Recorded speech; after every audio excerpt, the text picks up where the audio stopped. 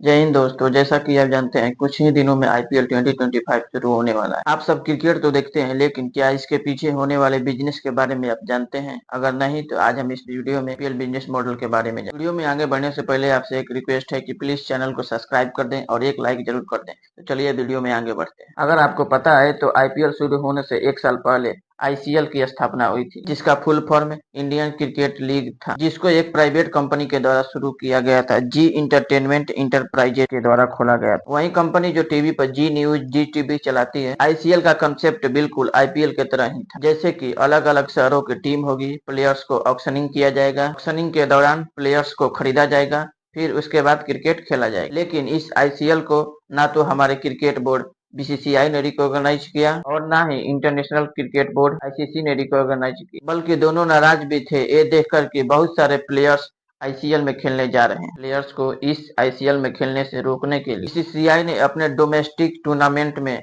Players की salary बढ़ा दी और कहा कि जो प्लेयर्स आईसीएल में खेलेगा हम उसको लाइफ टाइम के लिए बैन कर देंगे बीसीसीआई में टूर्नामेंट खेलने से। बेसिकली बात ये थी कि बीसीसीआई नहीं चाहता था कि कोई भी ऐसी क्रिकेट लीग चले जो उसके कंट्रोल में ना हो। सितंबर 2007 में बीसीसीआई ने अपना खुद का एक लीग टूर्नामेंट अनाउंस किया, इंडियन प्रीमियर लीग यानी कि आईपीएल के नाम से। उस समय बीसीसीआई के वाइस प्रेसिडेंट थे ललित मोदी, जिनके अंडर में पूरा टूर्नामेंट ऑर्गेनाइज किया जाता था। अप्रैल 2008 को आईपीएल का पहला सीजन खेला गया। जो नियम प्लेयर्स पर लगाया गया था कि वो आईसीएल में ना खेलें, उसके वजह से आईसीएल धीरे धीरे खत्म हो। 2009 में आईसीएल का आखिरी सीजन खेला गया। आईसीएल के बारे में ये सब जानना जरूरी है, इसलिए क्योंकि आईपीएल का बिजनेस मॉडल समझने के लिए ये आपको जानना जरूरी है। बीसीसीआई इस बिजनेस मॉडल का सेंटर में है। आईपीएल का गवर्निंग बॉडी आज के डेट में बीसीसीआई है। अगर आईसीएल टूर्नामेंट चल गया होता तो आज के दिन governing body G entertainment enterprises company होती। बहुत सारे लोग ये समझते हैं कि बीसीसीआई एक सरकारी कंपनी है,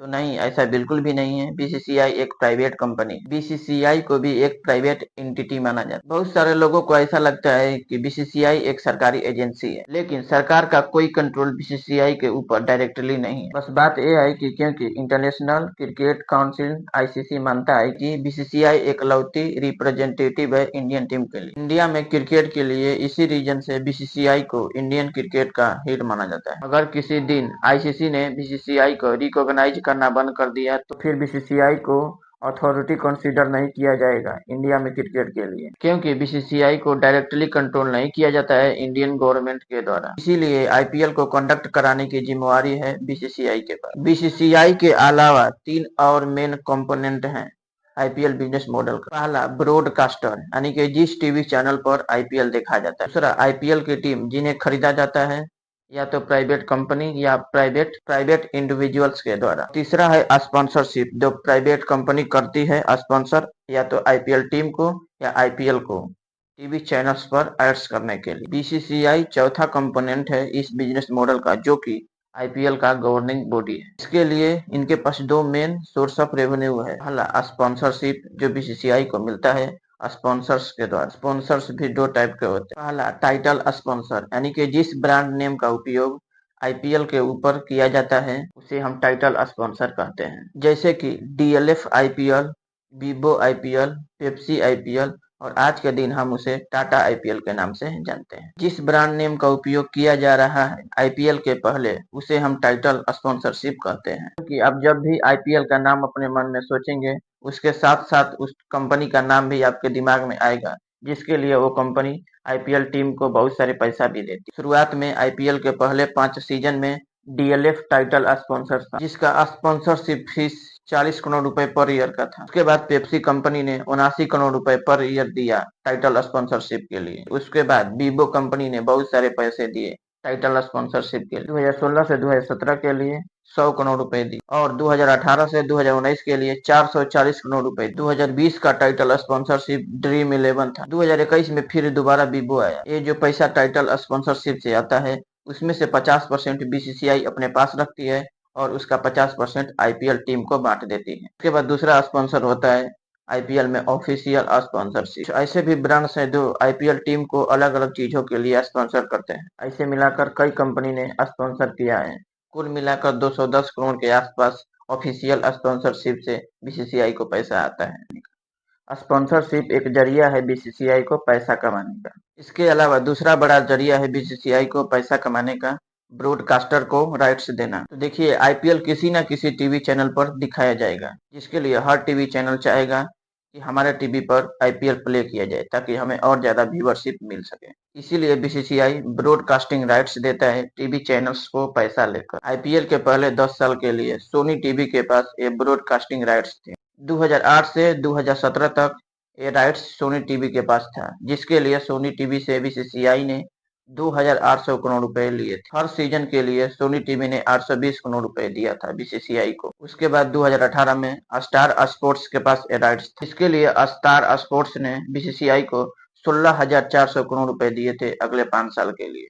पर ईयर के लिए लगभग 3,300 करोड़ रुपए बीसीसीआई को दिए थे। ये जो पैसा आता है ब्रॉडकास्टिंग राइट्स से, उसमें से आधा पैसा बीसीसीआई अपने पास रख लेता है और आधा पैसा यानी कि 50% पैसा आईपीएल टीम्स को बराबर हिस्सों में बांट देता है। आपके मन में यहाँ पर एक क्वेश्चन आ रहा होगा कि कोई भी टीवी चैनल्स इतना सारा पैसा क्यों खर्च करेगा, उनको कुछ तो फायदा होगा तभी तो कर रहे हैं। तो देखिए, बात यह है, उन्हें सिर्फ अपना पैसा ही वापस नहीं होता है, बल्कि वो बहुत सारा पैसा और ज्यादा भी कमाते हैं।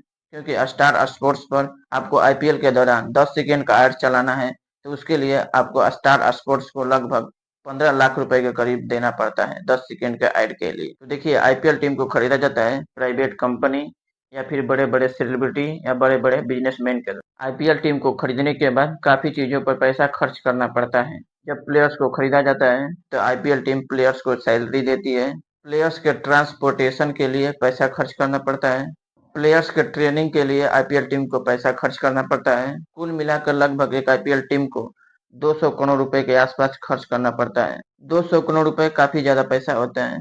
ये जो आईपीएल टीम के ओनर्स होते हैं, ये अपने जेब से तो पैसा खर्च करेंगे नहीं, जिसमें से एक तरीका है बीसीसीआई अपने रेवेन्यू का आधा यानी कि 50% पैसा आईपीएल टीम्स को बांट देती है बराबर हिस्सों में। आईपीएल टीम्स के लिए भी पैसा कमाने का मेन जरिया होता है स्पॉन्सरशिप। वो ब्रांड्स जो आईपीएल टीम्स के जर्सी पर अपना स्पॉन्सर करती है। एक एवरेज आईपीएल आउटफिट जर्सी पर 10 ब्रांड्स का लोगो लगा होता है, जिसमें से 6 उनके जर्सी पर, 2 उनके पैंट पर और 2 उनके टोपी पर लगा होता है, जिसके लिए ब्रांड्स आईपीएल टीम को पैसा देती है स्पॉन्सर के लिए। इसके अलावा जब आप मैच देखने जाते हैं स्टेडियम में, तो आपको टिकट कटाना पड़ता है, जिसके लिए आपको कुछ पैसे देने पड़ते हैं। उसका 80% पैसा जो होता है आईपीएल टीम्स के पास जाता है। जैसे कि अगर वानखेड़े स्टेडियम में मैच होगा, तो टिकट से आने वाले पैसों में से 80% का रेवेन्यू मुंबई इंडियंस टीम के पास जाएगा और 20% पैसा होम स्टेट क्रिकेट एसोसिएशन के पास जाएगा। हर टीम को लगभग 7 अपॉर्चुनिटी मिलती है अपने होम स्टेट में मैच खेलने का, जिससे उन्हें बराबर की अपॉर्चुनिटी मिलती है पैसा कमाने का। लगभग 4 से 5 करोड़ रुपए स्टेडियम में क्रिकेट बेचकर पैसा आता है। इसके अलावा मर्चेंडाइज भी एक जरिया है आईपीएल टीम को पैसा कमाने का। जैसे कि अपने फेवरेट टीम की Jersey, cap, pant, mobile cover और की रिंग्स होती है जो कि खरीदा जाता है। इन सब को बेचकर जो पैसा आता है वो इन आईपीएल टीम्स के पास जाती है। उसके बाद फिर एंड में आता है 20 करोड़ रुपए का प्राइज मनी। उस सीजन का जो विनर होगा उस टीम को 20 करोड़ रुपए दिया जाएगा। उसके अलावा जो उस सीजन की रनर अप टीम होती है उसे 13 करोड़ रुपए दिया जाता है। उसके अलावा जो टीम क्वालिफायर 2 मैच हारती है उसको भी 7 करोड़ रुपए दिया जाता है और जो टीम एलिमिनेटर मैच को हारती है उन्हें 6.5 करोड़ रुपए भी दिया जाता है। ये जो प्राइज मनी का 20 करोड़ रुपए होता है, उसका आधा पैसा टीम के ओनर्स के पास जाता है और आधा पैसा टीम्स के प्लेयर्स के पास बराबर बराबर हिस्सों में बांट दिया। अगर प्लेयर्स के नजरिया से देखा जाए तो उन्हें आईपीएल खेलने के लिए उन्हें काफी सैलरी तो मिलता ही है। उसके अलावा हर प्लेयर्स की अपनी एक ब्रांड वैल्यू होती है। इसी तरह के इन्फॉर्मेटिव वीडियोस के लिए हमारे चैनल को सब्सक्राइब करें और बेल आइकन के बटन को प्रेस कर लें ताकि आने वाले वीडियो का नोटिफिकेशन आप तक पहुंच जाए। हम ऐसे ही आने वाले वीडियो में आपके नए नए इन्फॉर्मेशन देते रहेंगे। इसके लिए हमारे चैनल को सब्सक्राइब कर लें। जय हिंद, जय भारत।